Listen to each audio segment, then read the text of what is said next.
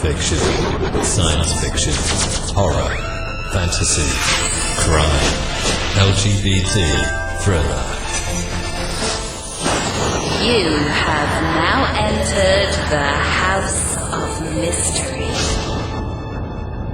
with your hosts, Eric Shapiro, David North Martino,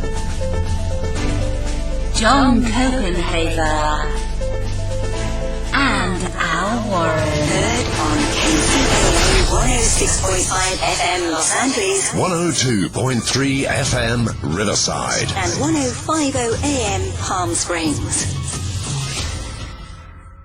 Good evening and welcome to the Julie Sav Show this evening. So after another long day, here I am finding myself humbly interviewing Steve DiSchiavi from the TV's Deadfiles. And this is a series now that is going out in the UK on a Thursday evening on the Really TV channel.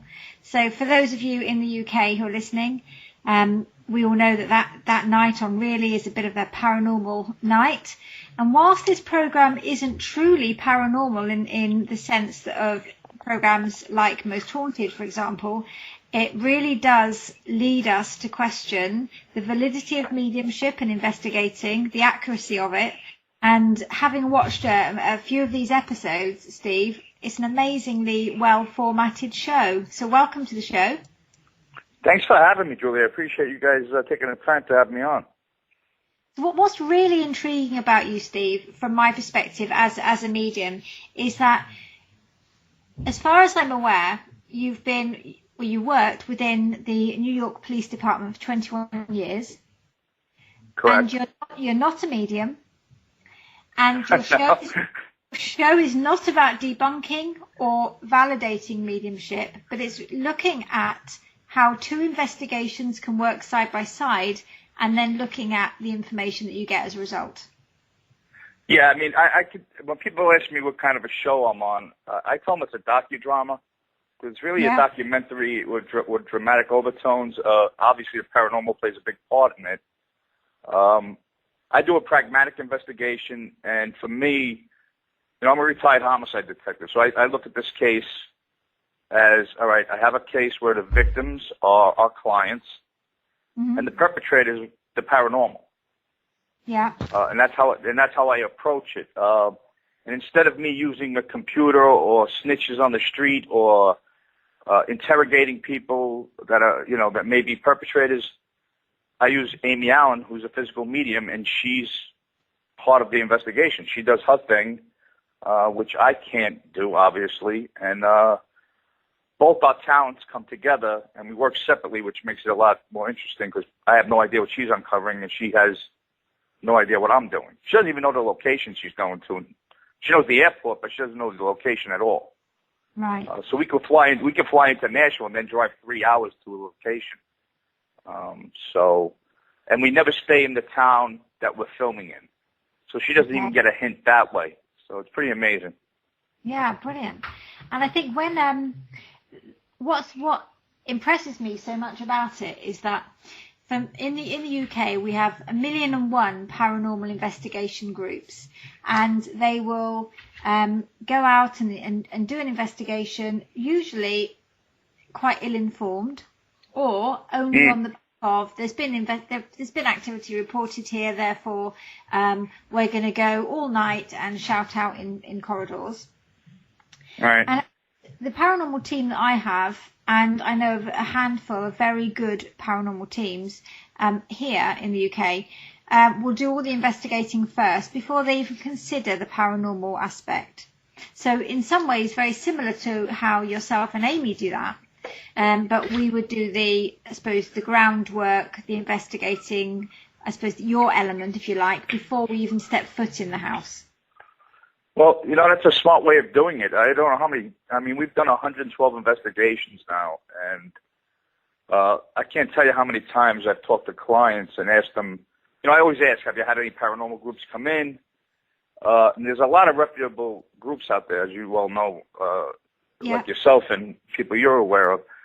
But a lot of them are out there just to get their own jollies off. And they'll come in and they'll do their thing, scream and yell. They don't tell them what's going on. They say, oh, your house is haunted. They leave. And these people are left with even worse paranormal problems than they had before. Quite scary. Yeah, and, when I got approached to do the show, I didn't want to do it, obviously, because I'm not a paranormal guy.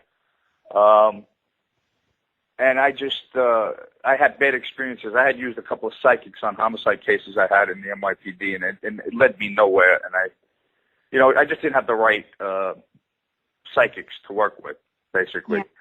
Yeah. So when I met Amy and the 4 of the female mediums that they were trying to figure out who would be best for the show, when we did the pilot, when I saw what she was capable of, I was just kind of blown away. So for me, it was like, okay, I'll do the show, but we got to do it where I have nothing to do with the paranormal part of it. Yeah. And when we, so did you when we believe came up in with the paranormal? Did you believe in mediums before you did the show? I'm an open-minded skeptic, more on the skeptic side. I'm more skeptical of people than I am of life after death. And, I do believe that once you die, something happens. Yeah. I don't know what happens because nobody's ever come back and told us what's going on the other side. But, I do believe that once we die, I was raised Roman Catholic, and, it's no such thing as ghosts. You either go to hell or you go to heaven, or if you're bad, you spend some time in purgatory, and then, you move on. But, as you get older and you get a little bit wiser, you say to yourself, well, listen, there's a lot more going on than what everybody, what's being forced down your throat, so to speak, as a child. So I'm just open-minded to the fact that, I believe that, we're built of energy, and this energy goes somewhere. I think everybody's got a soul. And so I'm open-minded that way. I'm just a skeptic of people and what they say and what they say they're capable of. Absolutely. And there's absolutely no harm in that, is there? And I think everybody should be very cautious when approaching anybody who says that I'm a medium or a psychic, etc. We have to make sure that person is good, bona fide, and they're able to actually do what they say they can. And a lot of people, as you know, will just take money off people and give them readings that mean nothing at all. Yeah, and that's the sad part, because what'll happen, it's like one cop shoots an unarmed kid, every cop's bad. So exactly. It's the same thing. You have people out there that have legitimate abilities, but then you have the people out there that are just scam artists, and what do? They wind up just making it bad for the legitimate people, and it's kind of sad. So is there anything in the 21 years that you served in the NYPD, is there anything that you can say that you experienced that kind of moved you from being less believing to more open-minded? No, nothing on the NYPD. I've just been that way my entire life. I've always just been an open-minded type of guy. Nothing on the streets that I worked ever changed my mind one way or the other. I did lose my faith in a God, because if there is a God, he's got a lot of goddamn explaining to do, just by the stuff I've seen.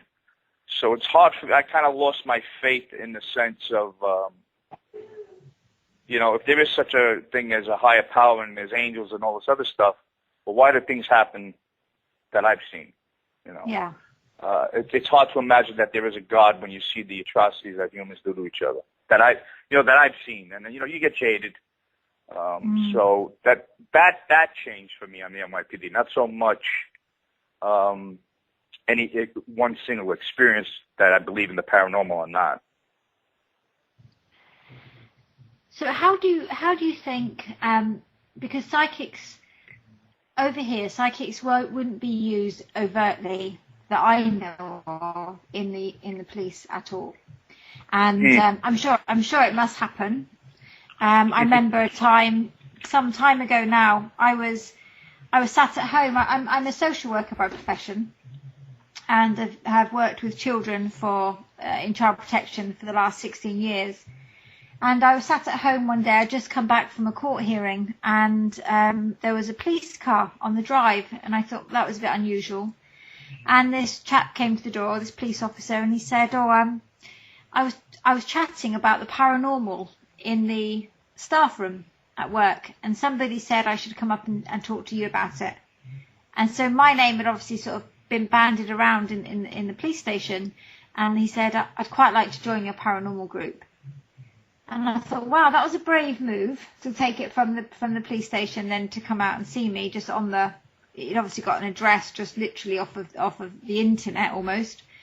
I thought that was a very brave move. And he said actually there's a lot of people in his particular department that are very much believers and experience things on a day-to-day basis that makes them question faith. And you know, he's still very much a huge part of my life and the paranormal world that I work within. But he was, I think it took quite a lot for him to do that. Just to turn up. Yeah, it takes a lot of guts. Yeah, I mean, it's basically frowned upon. You know, it's a whole macho thing. It's a whole, you know, if you believe in ghosts, you know, there's something wrong with you, or, you're one of those weird people that believes in this, and that. Yeah. So for cops to open up and say, "Oh, I definitely believe," everybody's, you know, it's a macho men's club where everybody's gonna look at you like you're crazy. I've never ever once had an experience at all, and the chance of me having one probably will never happen. But it doesn't mean I don't believe that things are going on. But for cop to come forward like that, it does take a lot of guts, because you're gonna get ridiculed, you're gonna get, you know, razzed at work. Yeah. But I did find that I interview a lot of policemen and a lot of detectives, a lot of chief of police on the show, because whenever there's a murder investigation that I want to look into, I reach out to these guys.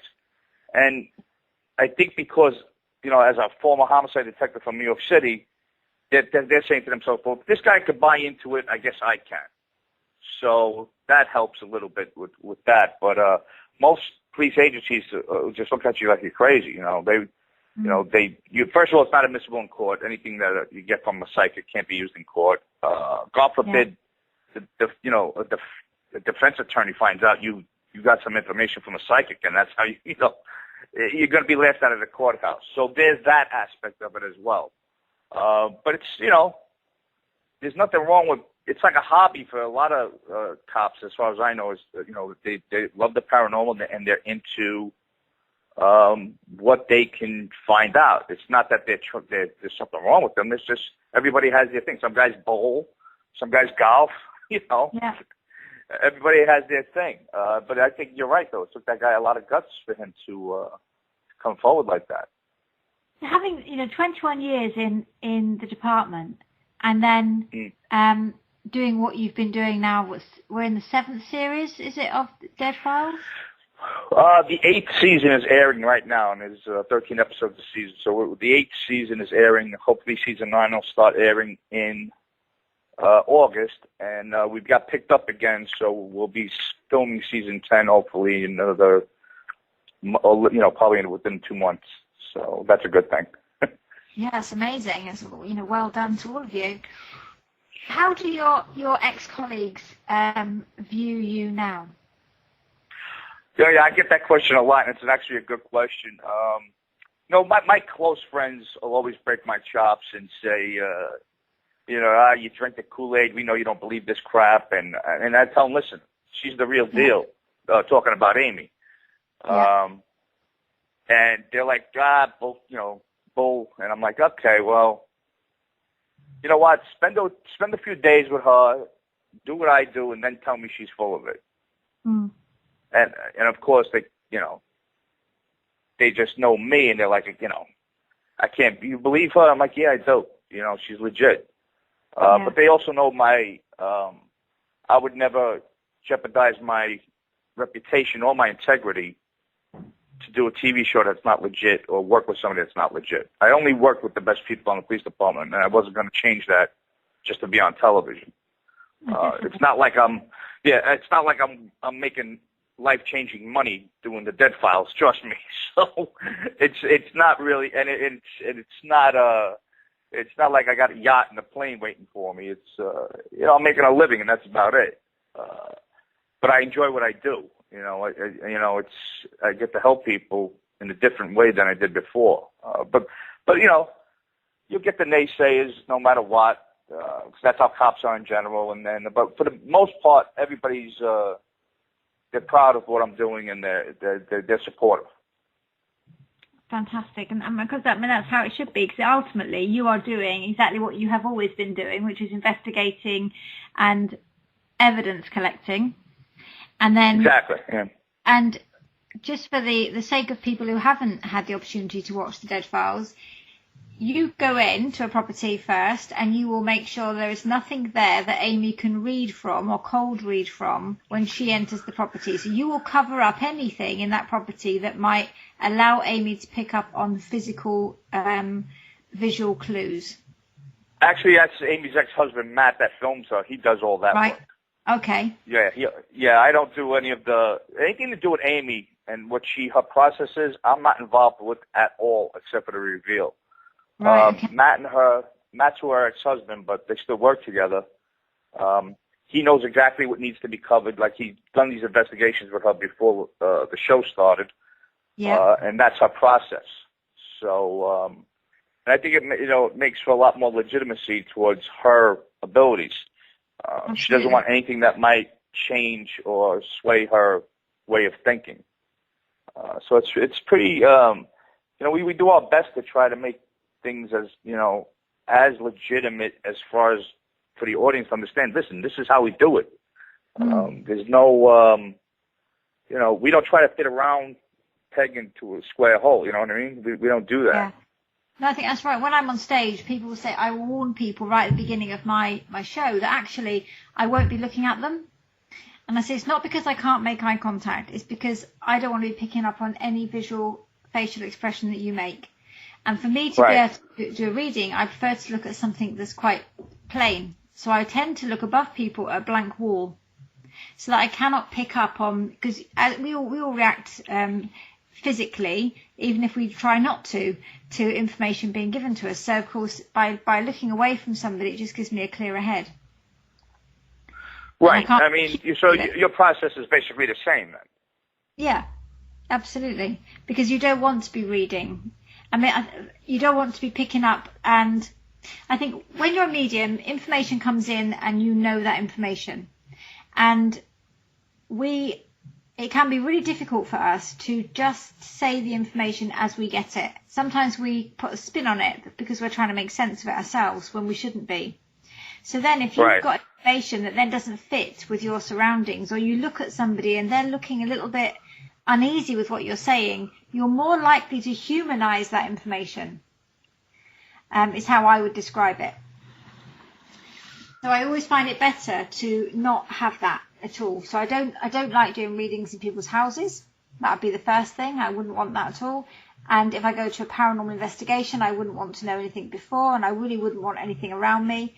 And if I'm on a stage show, I want to be able to have a blank wall where I can look. Yes, it's funny you say that, because as a police detective, I want just the opposite. Before I interview a perpetrator or a witness, I want as much information about what happened before I do my interview. So it's such a different concept on both sides. So, my thing is you never want to go into an interview as a detective with no information, whereas people like yourself and Amy, you want no information, which is how it works for you guys. And that's what makes for a show. Well, I'm sorry, but I'm saying that's what makes for a unique show with us. I mean, there's no other show like ours in the States as far as pairing two people with totally different investigative techniques. So, but and at the end when we come together, it works. So, and we Amy gives them a solution instead of just saying, "Listen, your house is haunted. Take care. It was nice talking to you." Yeah. And that's important because mediumship's about that healing relationship and closure. Mm-hmm. One of the thing you were just saying about kind of the difference between what mediums need and what you would need as a detective going into interview, I can totally relate to that in terms of as a social work manager, I will go into a situation and I will absolutely need that evidence. So I need as much information going into an interview with a family as I possibly can have, because that be my core evidence. Right. So you understand both sides of it. Absolutely.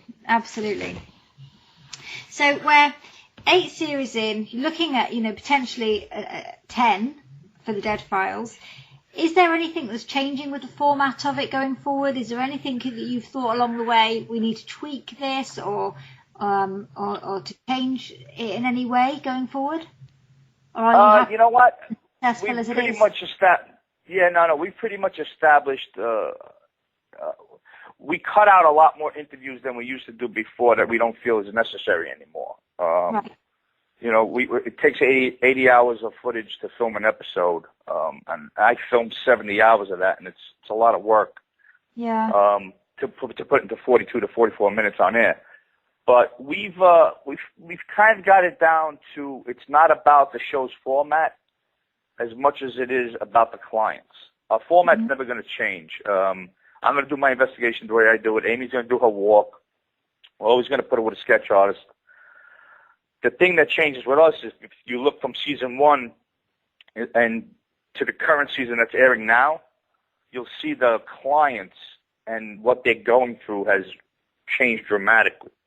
Yeah. It's gone from, a bump in the night to I'm getting thrown down a flight of stairs. Yeah. So I think what happens is our show grew, as far as popularity went, and people realize, all right, we're not out here to make fun of anybody. We're out here to help people. I think a lot more people have, for lack of a better term, came out of the closet and said, you know what, I won't feel embarrassed if Steve and Amy come. So you're getting, now we're getting all these, we have over 8,000 requests for us to come to people's homes and businesses. And, there's still a lot of whack jobs out there that, they're just crazy or they just want to be on TV. So it's hard to weed those out. But we do our best. Next question, actually, how do you do that? How do you sift through and find out who are legitimately paid? It was easier early on because we didn't have that many submissions, but now we have so many. We have our whole production team that we go through layers. We'll do an initial phone interview, and then we'll do some background checks on the individuals themselves. Then we'll do the location. If it's an apartment building, we can't go because we need permission from everybody that lives in the building. So there's that aspect of it. The legal problems of us being able to investigate a location. There's a lot to it. And then the other thing is, if there's no stakes involved, if we get a call, some people say, listen, my house is haunted, but they seem to be friendly. We just want to know who it is. Well, you know what? Then you don't need our help. So we dismiss those people. And not because they're not having a problem, but they seem to think it's friendly. So what do you need our help for? Yeah. Absolutely. Our thing is, especially if there's killed kids or elderly involved, we look at those really close. And how do the information you need in respect to your investigations? Are you able to access information quite easily? I'm sure there'd be, data control there. It takes. I have an assistant named, his name is Josh, who's fantastic. And what it is it takes about 30 days of background work before we even get to the location. Pulling deeds, a chain of titles, historic map works, the whole 9 yards. But you really can't get the ball rolling until you start talking to people and talking to the actual clients. We don't like to do too much. I just talk to the clients briefly before we go out there to get a feel for them, but I don't want to get too much information because I want it to be fresh. Yeah. And I don't want them thinking about what they said to me before because I want it to come out of their mouths, spontaneously. I don't want them rehearsing what we talked about. Yeah. What's the most traumatic experience you've had on the show? I haven't had any. I don't have any. The police department have had some traumatic experiences, but nothing as far as the Deadfiles goes. For me, it's in terms probably of the listening easiest. to other people, because it is. I know that you'll be that's the hard part, won't you? You're going to be a hardened person, Steve, to hearing people's stories a little bit because you'll be desensitized through all the work you've done in the police department. But when you've got somebody sat opposite you, clearly distressed with what's going on, what's the hardest thing been to hear? Oh, I've heard women tell me they were actually physically raped. people that are just, afraid to sleep at night, or an entire family sleeping in one room because they're petrified to go anyplace else in the house or be separated from each other. I mean, it's heartbreaking when you hear that stuff. To me, it's like, well, how do you live like this? And then a lot of people financially can't move. Despite what the government's saying in the United States, people are still having a tough time out here. Yeah. Not anybody can just pick up and sell their house and move someplace. But when you see a mother crying because her kid is waking up screaming because there's a bad person in their room, how do you deal with that? Like people ask me what was the hardest thing for me on the job. It wasn't getting shot at. It wasn't 9/11. It wasn't. It was telling a parent or a loved one notification about somebody they loved being killed or they died in an accident. That's the hardest part, is telling a notification. Yeah. That takes its toll on you. And listening to these people and what they're going through, it's a little. It takes me back to that, because I'm a pretty empathetic guy, and it's hard for me to. I put on a good front because from my background, you have to be strong. You have to be that alpha male. You have to show that you're the one. I'm the one you can talk to. But it does take its toll on me sometimes, listening to these people and what they're suffering through. Everybody's crying. It's hard. How did you get help from that with when you're in the police department? How you manage stress and trauma? It's funny. I didn't get any help until just recently. It's funny you mentioned that. 9/11, the 9/11 health program for first responders, the World Trade Center First Responders program, they sent me through psychologists who said I suffered from PTSD. Not from 9/11, but from my background in the military and all the stuff I went through on the police department. So I am actually in therapy now, but I could have used it probably 20 years ago. Yeah. It's just basically coping skills. I don't consider myself a victim and that's the biggest thing, is I don't feel like I am, but apparently I am. And it's just hard for me to say that I'm it's kind of almost like you feel sorry for yourself, and I'm not that guy. Yeah, so, I hear that. So you were serving at the same time as 9/11? Yeah, I was first responder. I was down there when the buildings came down. Wow. So, and did that support a decision to leave the police, or was that already something you had thought about? Or? No, not at all. I had no intention of leaving the police department. That happened in 2001. I didn't retire until 2005. And even when I retired, at the time when I retired, I had no intention. I had planned on staying at least another 4 or 5 years. But the police department changed. People were getting promoted over me that didn't deserve to get promoted, and politics. And I'm not. Yeah. I can't abide by politics and stuff that goes with it. So I made a decision. One day I just said, I'm not having fun anymore. Time to go. And I just left. I didn't even have a job. I just, I was like, I did my time. I'm done. Yeah. And I think that in when you're working for local government and big organisations like that, there does come a time, doesn't there, where you've seen it all and you see the changes, and when it starts to become dangerous in terms of political decision making or drive, then you lose heart, and that's the time to go. Yeah, it's funny you say that, Julie, because the last night on the job, I responded to it was a murder-suicide. A father killed his wife and 3 kids. There was 5 dead bodies in this apartment. Mm-hmm. And, I responded. It wasn't my case because obviously next morning I was going down to headquarters and retiring, but I walked in, saw all these dead bodies, young children dead, and I was with this guy, Joe, and I said, all right, let's go to dinner. And we went to dinner, and I'm thinking to myself as I was driving home that night, boy, did I become... I didn't realize how hardened I'd become by all those years on the job and seeing all those dead bodies and dealing with tragedy. And and people's, what's happened to them. I mean, I just saw 5 dead bodies, 3 of them with children, and my concern was, all right, what are we eating tonight? Yeah. So I think, it takes its toll, so when it's time to go, you really should go. Absolutely. And I think on a daily basis, I have to remind social workers that the reason you're going out to this family is because the child is experiencing a journey or a life that is not necessarily what we would want for them. So the question I ask every time we talk about a child or a family is, what is the child's experience of living in that home? How do you... Because we do become desensitized and we use such jargon terms, no matter what field we're working in, whether, for example, domestic violence, domestic abuse, well, what does that mean?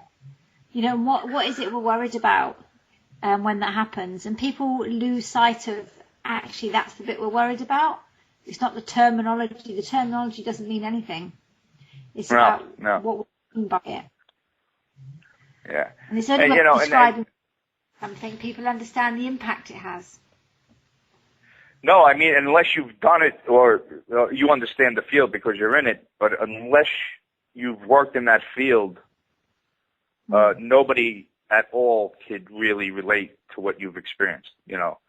I can't go talk to a guy that manages a drugstore and even think that he's going to understand anything that I've been through. He can be empathetic towards it, but unless you've been through it, nobody can really relate to it. So it's and that's why I think that's why I think people like myself, like I'm a retired detective, I hang out with other retired cops or guys that are I hang around with those people because they get me. Yeah. I love my crew. I love them to death. They're great guys. But they don't get me. They don't know what I've been through. Their biggest concern is, oh my God, there's no place good to eat in town. I'm like, are you joking?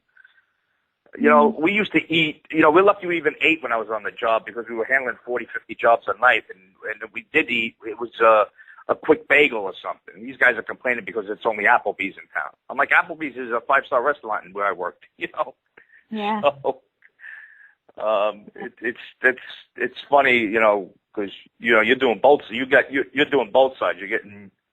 You're doing the social work side, plus you're doing the medium side. So yeah, pretty interesting. It is interesting, and the two are very separate, and they have to be for all the right reasons, because obviously that conflict of interest. Right.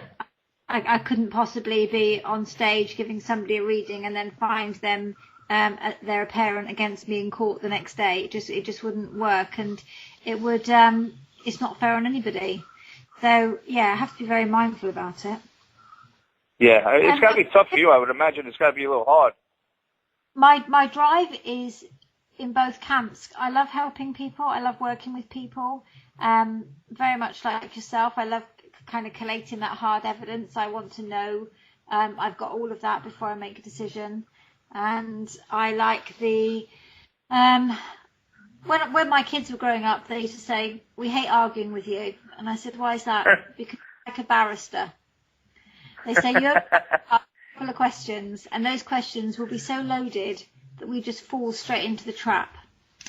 And I liken that, I guess, to one of our. I work with the police quite a lot, so our interview styles are fairly similar. In terms of, we need to get to the evidential fact as quickly as we possibly can. And that's the way it is.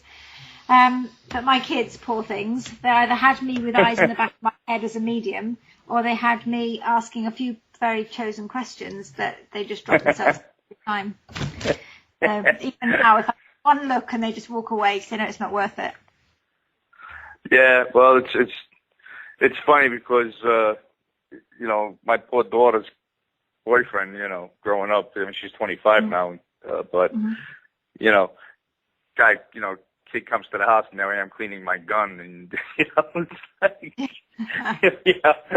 what the hell, the poor kid's like, what the hell did I get myself into? And my daughter knew she could never lie to me because I'd see right through it. So, you're right, the poor kids. To vet those guys, you just need to kind of give them a little wink and nod towards the guns, so you don't have to say a word. That's it. How are you? That's it. Yeah.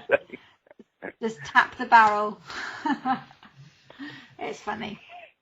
Kids. So you've got how many children? I have one. I have a daughter who's 25. She's getting ready to graduate law school.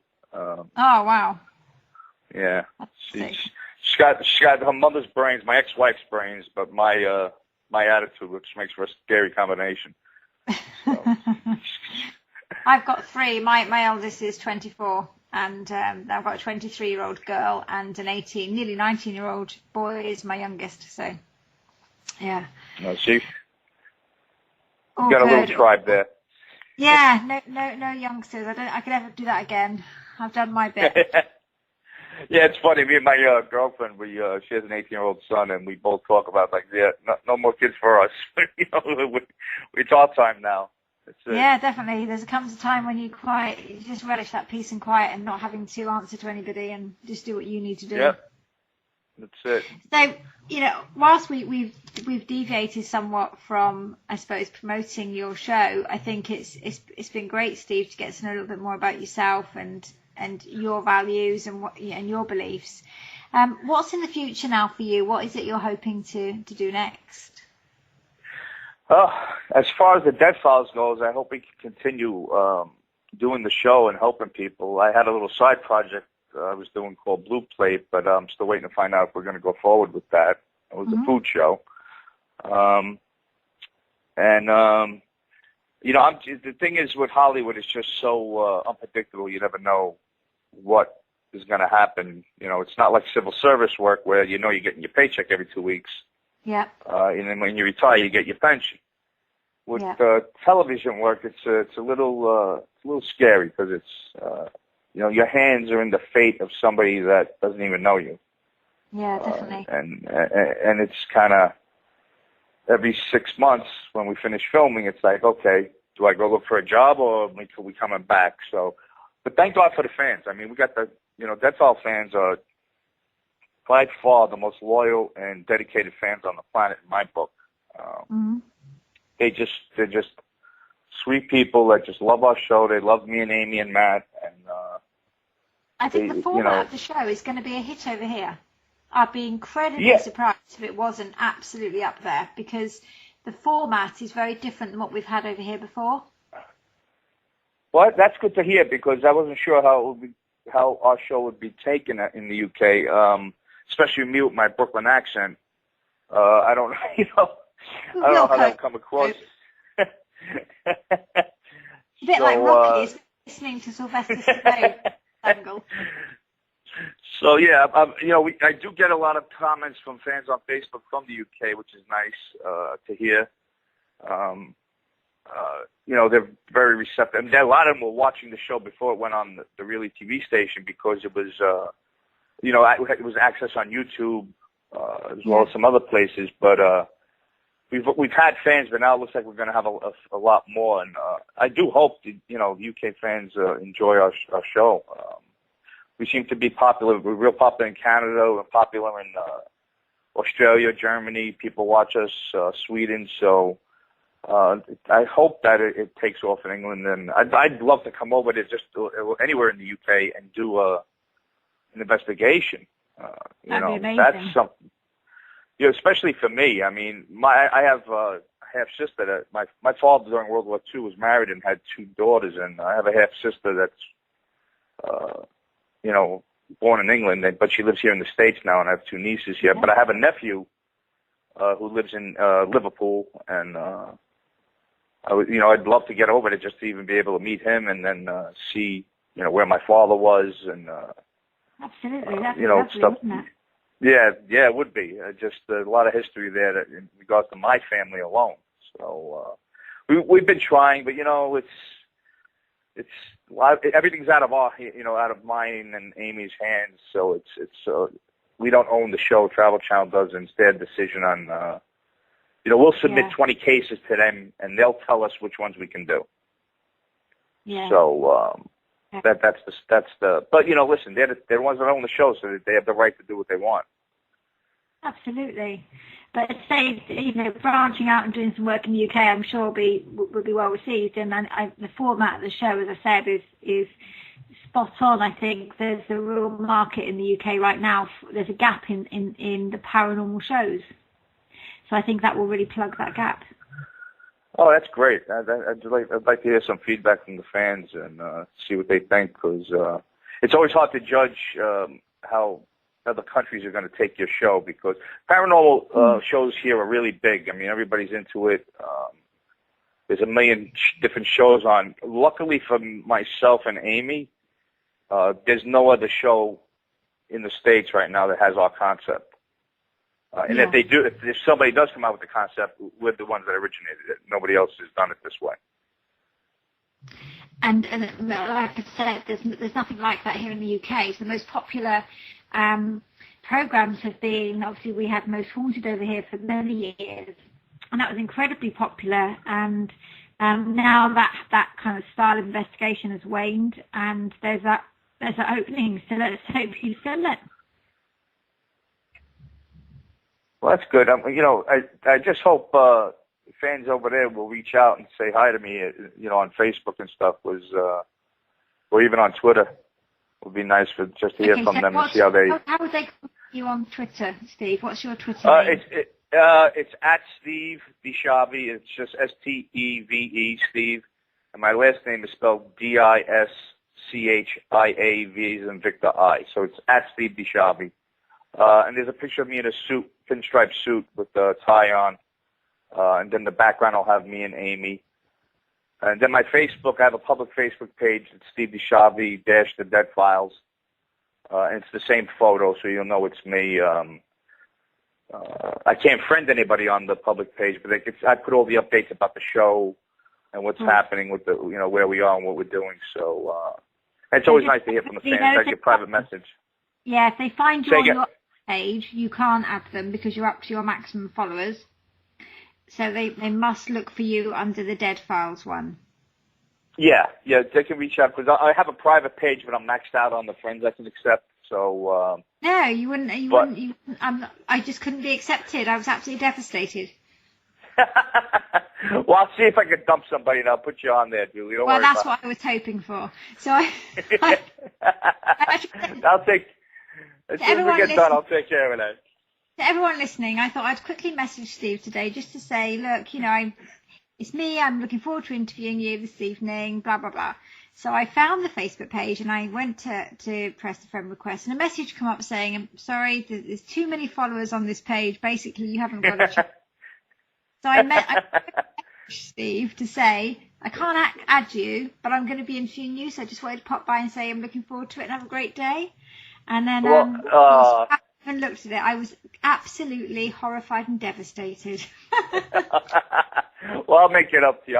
There's a few people I'm looking to get rid of anyway, so don't worry about it, Julie. Just I'll look for you. Send me a friend request and I'll hook it up. So cool. Okay. Well, I've messaged you on that page, so you'll have to just have a look for the message. Okay. Yeah. So my private page is just my name, and it's got me and my girlfriend as a profile pic. So there's the difference in the two pages. Yep. Lovely picture. Really nice picture. Thank you. Okay, so the interview's coming to an end, and there's so many things I would have loved to ask you, and this is a paranormal channel, but clearly living in the UK and your experiences on 9/11 would have been amazing. It's just your police career would have been another amazing topic that would have filled up much more than an hour show. And then currently you're listed as a special investigator, you've a private investigator and a licensed armed guard, and I could have gone through all those as well. Yeah, a lot of this, my stuff in the background, I have a private eye license, and I have I have an armed guard. I did a lot of bodyguard work. But right now, I'm just focused on the show. It takes up all of my time. And the only time I get a break from the show, and really I don't, because once we get started to film again, then we still have to vet all the new cases we're going to be doing. So even the little bit of time off I do have, and it's not as much time as I'd like, but I'd rather be working than not. So that's okay. Absolutely, yeah. So, Steve, I'm going to ask you a really big favour, and I'm doing this on the hop, and of course it will be on the show. So, can I re-interview you again and talk more about some of the episodes of the Deadfiles? Would you allow me to do that in the future? Yeah, absolutely. That'd be amazing, because we haven't gone into kind of some of those experiences that you found out, and you know, some of Amy's findings and the correlation between them, and I think that's going to be fascinating.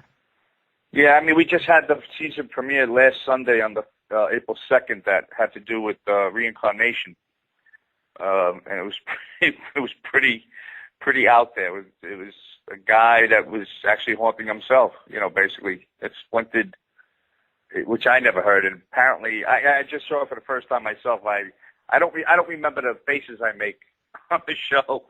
And people were sending me messages saying, "Jesus, the faces you were making when Amy came out with that reincarnation thing." I was like, "Wow!" I'm like, "Oh." You know, cause that was 26 episodes ago. I don't even remember half of the stuff we've done.